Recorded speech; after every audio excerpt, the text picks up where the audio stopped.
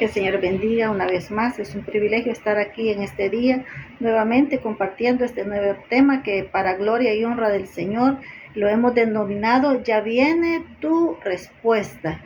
Yo sé que hay muchos que estamos esperando una respuesta de Dios, hay muchos que hemos recibido una palabra de parte de Dios, o que conforme a lo que la Biblia nos menciona de todas las bendiciones que han sido preparadas para nosotros, nosotros estamos clamando y estamos esperando una respuesta de parte de Dios. Y este tema que ahora he denominado Ya viene tu respuesta está basado en el texto bíblico de Génesis 18 del 9 al 15, y vamos a hablar sobre una frase que se escucha mucho, que una frase que se repite en varias ocasiones en la Biblia, y es la que dice: ¿habrá algo imposible para Dios? Y en todas las ocasiones que se habla de esta frase, siempre llegamos a la conclusión, o los siervos del Señor que han escrito la palabra dijeron: no hay nada imposible para Dios, inspirados por el mismo Espíritu Santo. Y vamos a leer entonces la palabra de Dios ahora en Génesis 18 del 9 al 15, y recordando también que esta palabra ¿habrá algo imposible para Dios? Se ha repetido, por ejemplo, cuando el ángel Gabriel le dijo a María, cuando le anunció que sería la madre del Señor Jesús, se lo dijo también al sacerdote Zacarías cuando él y su esposa deseaban un hijo, pero ella era estéril y ya eran de edad avanzada. Entonces, en esa oportunidad también el ángel Gabriel, hablando con Zacarías, le dijo: ¿habrá algo imposible para Dios? Y también hablando a otros profetas, a otros sacerdotes, al sacerdote Zacarías, cuando iba a nacer el siervo del Señor, el evangelista Juan el Bautista, le dijo eso: ¿habrá algo imposible para Dios? Y nosotros sabemos que fue Juan el Bautista, un siervo preparando el camino del Señor. Y así también a diferentes discípulos les dijo en alguna ocasión, refiriéndose a un joven rico, que el Señor le dijo que dejara todo para poder servirle. Y en lo humano, pues es imposible que alguien se despoje de todo para seguir a Dios, pero siempre tenemos la fortaleza, siempre tenemos la ayuda del Espíritu Santo, que aunque sea difícil, en esa ocasión decía el Señor: si es tan difícil que entre por en una aguja un camello, así también es difícil que alguien deje el amor por las riquezas para servir y para seguir a Dios. Sin embargo, ahí dijo él: ¿habrá algo imposible para Dios también? Entonces, aunque las cosas humanamente parezcan difíciles, para Dios no hay nada imposible. Aunque la respuesta que nosotros estemos esperando en este día aparentemente, humanamente, no tenga respuesta, sea imposible, para el Señor todo es posible. Y por eso traigo esta enseñanza, y vamos a resaltar 3 puntos. El primero es resaltar: ¿habrá algo imposible para Dios? El segundo es: espera tu respuesta. Y el tercer punto del que vamos a hablar es: confía en la soberanía de Dios y no trates de imponer tu método, porque eso es lo que nos ocurre muchas veces, que nosotros queremos que el Señor haga conforme a lo que nosotros creemos, conforme a lo que nosotros nos imaginamos. Sin embargo, Dios es todopoderoso, Él mira todo, entonces Él puede dar la respuesta según le place. Y vamos a leer entonces Génesis 18, dice en el versículo 9: y le dijeron. Aquí está refiriéndose a la historia cuando a Abraham se le prometió que iba a ser el padre de naciones. El Señor le habló, él se presentó en la casa de Abraham y él preparó para ellos una ofrenda, mató el cordero más gordo y lo recibió, y estuvieron en comunión ahí con el Señor. Y ahí fue cuando le dijo el ángel, le dijo el Señor, le dijo: y habrá algo imposible para Dios. Pero vamos a leer el versículo dice, y le dijeron en el versículo 9, ¿dónde está Sara tu mujer? Y él respondió, porque ahí estaban 3 hombres, los que habían visitado a Abraham, era el Padre, el Hijo y el Espíritu Santo representados ahí. Y dice, ¿dónde está Sara tu mujer? Y él respondió, aquí en la tienda. Entonces dijo, de cierto volveré a ti, y según el tiempo de la vida, he aquí que Sara tu mujer tendrá un hijo. Y Sara escuchaba a la puerta de la tienda que estaba detrás de él. Y Abraham y Sara eran viejos de edad avanzada. Y a Sara le había cesado ya la costumbre de las mujeres.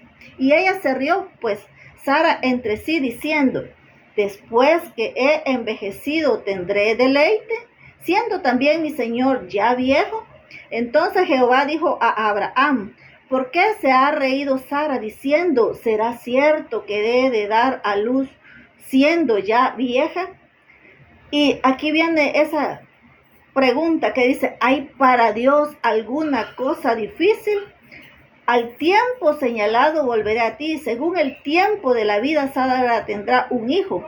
Entonces Sara negó diciendo, no me reí porque tuve miedo. Y él dijo, no es así, sino que te has reído. Aquí estaba el Señor dándole esa promesa de que iba a ser el Padre de Naciones, que así como las estrellas del cielo no se pueden contar, que así iba a ser su generación, y como las arenas del mar no se pueden contar, también le dijo que así iba a ser su generación en algún momento. Pero cuando se les dio esta promesa, ellos primero pusieron sus limitantes, y como decía Sara, yo ya estoy vieja, y Abraham también ya era viejo y ella había sido estéril todo el tiempo, y a ella ya se le había cesado la costumbre, ya estaba en una etapa de menopausia, humanamente ya no era posible. Sin embargo, para Dios no hay nada difícil. Si Él lo dijo, Él lo hará. Y aquí estamos viendo que Sara está poniendo adelante sus limitantes, sus condiciones humanas, pero Dios no se basa en las condiciones humanas, porque Él puede hacer lo sobrenatural para cumplir sus promesas. Tampoco pidámosle a Dios que nos ayude con nuestra incredulidad cuando venga un momento de que nosotros pongamos en duda lo que Dios nos ha hablado. Es momento de que nosotros le pidamos al Señor que nos ayude en nuestra incredulidad. Hubo un momento en que hubo un padre de familia que estaba pidiendo a su hijo y le dijo el Señor, ¿crees? Y él dijo, sí creo.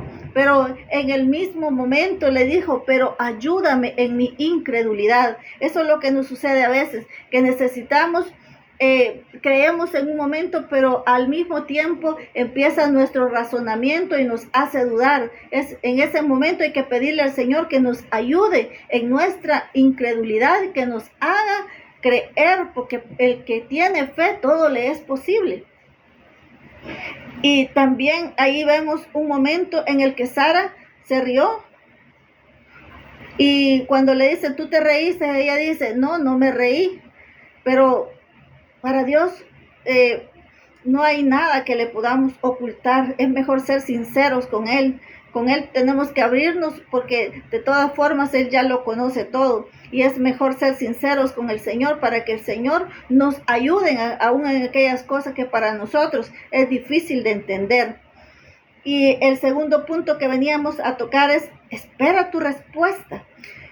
Voy a leer Habacuc 2, del 1 al 4, y este es un tiempo donde en Israel había mucha violencia, mucha iniquidad, y el profeta le había estado pidiendo a Dios que le diera una respuesta, y le decía, ¿hasta cuándo clamaré y no oirás? El profeta había estado clamando porque estaba hastiado de ver tanta violencia, de ver cómo los impíos, los injustos maltrataban a la gente justa, a la gente que estaba en comunión con Dios, y él estaba pidiendo una respuesta por esa violencia que él estaba viendo todos los días. Y el Señor le escucha, y entonces en Habacuc 2, del 1 al 4 dice, el profeta Habacuc dice, sobre mi guarda estaré y sobre la fortaleza afirmaré el pie y velaré para ver lo que se me dirá. Como él ya había pedido una solicitud, ya había hecho una solicitud al Señor pidiendo una respuesta, entonces él dijo, voy a esperar y voy a esperar firme y voy a estar velando y voy a estar constante aquí en esa espera, en esa súplica. Y dice, por eso dice, en mi guarda estaré, sobre la fortaleza pondré mis pies, afirmaré mis pies. Como aquel atalaya que estaba en los muros, en las murallas de los diferentes naciones para ver, para estar velando, viendo que si venía el enemigo, ellos tenían que tocar trompeta para que el ejército se apercibiera y se preparara para la guerra. Así muchos de nosotros tenemos que estar parados, vigilantes, para velar por lo que va a venir.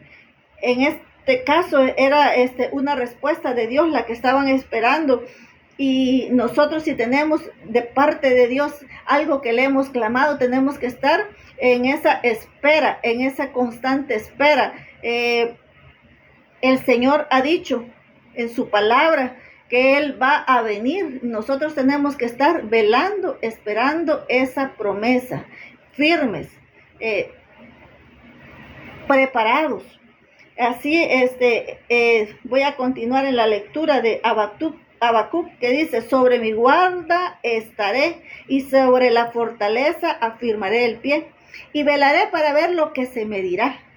¿Y qué he de responder tocante a mi queja? Porque esa solicitud que había presentado al Señor era una queja. Y Jehová me respondió y dijo, escribe la visión y declárala en tablas, para que corra el que leyera en ella. Aunque la visión tardará aún por un tiempo, más se apresurará hacia el fin, y no mentirá. Aunque tardare, espéralo, porque sin duda vendrá. No tardará. He aquí, aquel cuya alma no es recta se enorgullece, mas el justo por su fe vivirá. Entonces dice, tú tienes una pregunta, tú tienes una solicitud que me has hecho, entonces espérala. Y dice aquí con relación a esa solicitud que él había hecho, le dice, se va a tardar, pero espérala. Yo te voy a dar la visión y escríbela. A nosotros muchas veces el Señor nos da una profecía y nosotros somos olvidadizos, pero aquí el Señor nos está mandando a esperar con fe y nos está mandando a escribirla. En ese tiempo era destrucción la que iba a llegar a Jerusalén, por eso el Señor le dijo, escríbela y ponlo a la vista para que todo el que la vea corra, escape. Así si nosotros hemos recibido la palabra de Dios, para los que todavía no han aceptado al Señor Jesucristo, hay una palabra que dice que hoy es el tiempo de salvación. Esa palabra es la que nosotros debemos publicarle a la gente, para que la gente vea y corra por su vida, porque va a venir una destrucción, va a venir un tiempo del fin del mundo. Pero esas cosas nosotros tenemos que publicarlas, ponerlas a la vista, para que el que las vea haga algo por su vida, haga algo por su salvación. Y también en el caso que a nosotros nos hayan dado una promesa de bendición, también escribámoslas para que no se nos olvide y para que tengamos presente que hay una respuesta de parte de Dios que va a venir, que no es que la recibimos y el Señor se va a olvidar, porque la palabra del Señor dice que Él no es hombre para que mienta, ni hijo de hombre para que se arrepienta. Entonces lo que Él ha prometido, Él lo hará. Y dice, y no mentirá, aunque tardare, espéralo, porque sin duda vendrá. Si usted recibió una palabra, espérala porque va a venir. Y dice, he aquí aquel cuya alma no es recta se enorgullece. El que anda haciendo lo malo a veces se enorgullece de lo mal que actúa, de sacar provecho de los demás injustamente. Y aquí dice, mas el justo por su fe vivirá. Nosotros hemos puesto nuestra mirada, nuestra confianza, nuestra esperanza en el Señor y Él nos ha justificado, porque esa sangre preciosa que fue derramada en la cruz del Calvario nos limpió, nos lavó, todos los pecados fueron echados al fondo de la mar, dice la palabra, como una figura de que Él ya no se acuerda de lo que nosotros fuimos. Por tanto, nosotros debemos también, si hay culpa dentro de nosotros, saber que el Señor ya nos perdonó y poder vivir agradecidos con Dios, más que con culpa, más que con algo que nos señale, porque Dios es el que nos purifica, Dios es el que nos limpia de todo pecado, de toda maldad. Y dice, el justo por su fe vivirá.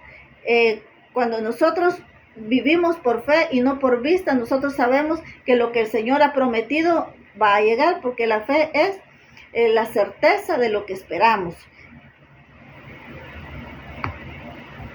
También vamos a estudiar un poco que hay que pedir a Dios con reverencia. Con reverencia, Él se merece toda la gloria, toda la honra. Hay gente que se expresa de una manera incorrecta, refiriéndose al Dios creador de los cielos y la tierra. Nosotros tenemos que saber quién es Él, conforme a lo que la palabra dice, y actuar con reverencia y pedirle a Él, porque si nosotros nos vamos tras otros dioses, entonces la respuesta no va a ser de bendición para nuestra vida. Dice Habacuc 2:18, ¿de qué sirve la escultura que esculpió el que la hizo? La estatua de fundición que enseña mentira, para que haciendo imágenes mudas confíe el hacedor en su obra. Ay del que dice al palo, despiértate, y a la piedra muda, levántate. Podrá él enseñar, he aquí está cubierto de oro y plata y no hay espíritu dentro de él. Ninguna imagen, por muy bonita que se vea, nos puede ayudar, sino el Dios vivo que permanece y vive para siempre y es omnipotente. Y aquí en el versículo 20 dice, mas Jehová está en su santo templo, calle delante de él toda la tierra. El Señor está sentado en el trono. Cuando nosotros nos refiramos a Él, tenemos que venir de la manera correcta, de la manera de exaltar y reconocer su grandeza al Dios Todopoderoso. Y aquí en el libro de 1 de Corintios 10, del 19 al 21, nos habla también de que cuando nosotros ponemos la confianza en algo creado por el hombre, es el demonio el que ocupa ese lugar que le pertenece solamente a Dios, y él tomando el lugar por la ignorancia de la persona, él se manifiesta a través de esa imagen, a través de esa escultura. Y para afirmarlo con la Biblia dice en 1 de Corintios 10, del versículo 19 al 21, dice, ¿qué digo pues? ¿Que el ídolo es algo? Bueno, nosotros sabemos que si alguien hizo una imagen que no tiene espíritu, tampoco tiene poder para hacer algo. Y dice, o que sea algo lo que sacrifica a los ídolos, antes digo, que lo que los gentiles sacrifican, a los demonios lo sacrifican y no a Dios. Y no quiero que vosotros os hagáis partícipes con los demonios. No podéis beber de la copa del Señor y la copa de los demonios. No podéis participar de la mesa del Señor y de la mesa de los demonios. Nosotros debemos saber que Dios es un Dios celoso, que Dios no comparte su gloria con nadie, que Él pagó el precio por nosotros, nos compró a nosotros, entonces nosotros le pertenecemos a Él. No podemos andarle dando derecho de nuestra vida al enemigo, porque aunque las cosas aparentemente no tengan ninguna situación que nos perjudique, pues cuando nosotros no ponemos la mirada en el Señor, todo lo demás nos va a perjudicar, porque sería idolatría. Nosotros no podemos andar mirando cartas, nosotros no podemos andar poniendo la confianza en horóscopos, ni en nada, ni en ninguna imagen, nada, ni nadie puede hacer lo que Dios hace. Así es que si nosotros queremos actuar de la manera correcta, es clamando a Dios cuando tengamos una necesidad.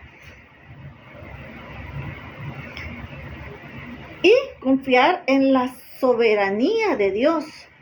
Cuando Dios nos ha dado una promesa, cuando Dios ha hablado, te voy a sanar, cuando Dios ha hablado, te voy a sacar de la pobreza, cuando Dios ha hablado, independientemente de lo que nosotros necesitemos, porque Él vino a libertar al cautivo, Él vino a sanar al enfermo, Él vino a dar salvación, Él es nuestro proveedor. Entonces, en cualquier área que nosotros estemos necesitando una respuesta de Dios, debemos saber que Él es soberano, que sus decisiones son conforme a su voluntad, no conforme a nuestras expectativas.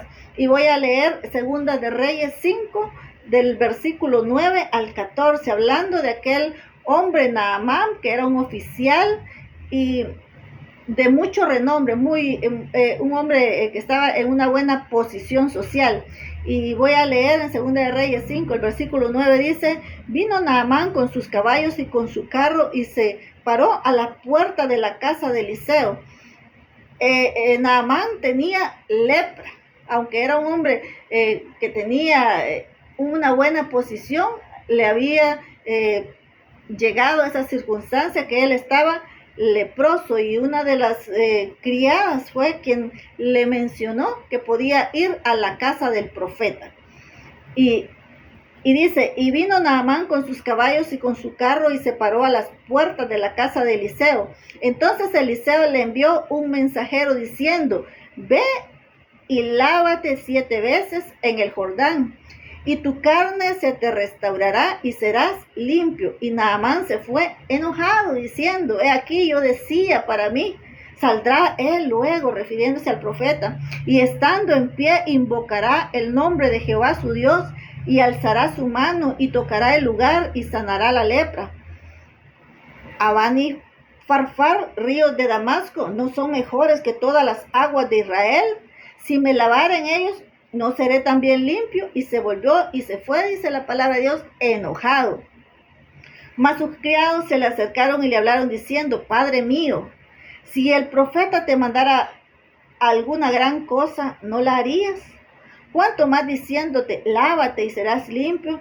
Él entonces descendió y se zambulló 7 veces en el Jordán, conforme a la palabra del varón de Dios, y su carne se volvió como la carne de un niño, y fue limpio. Entonces aquí pudo haberse ido Naamán sin recibir la sanidad, por pensar que las cosas de Dios se hacen a su manera. Y cuando pudo entender que conforme a la voluntad de Dios hay que actuar, que conforme al mandato de Dios hay que actuar, entonces él recibió su milagro.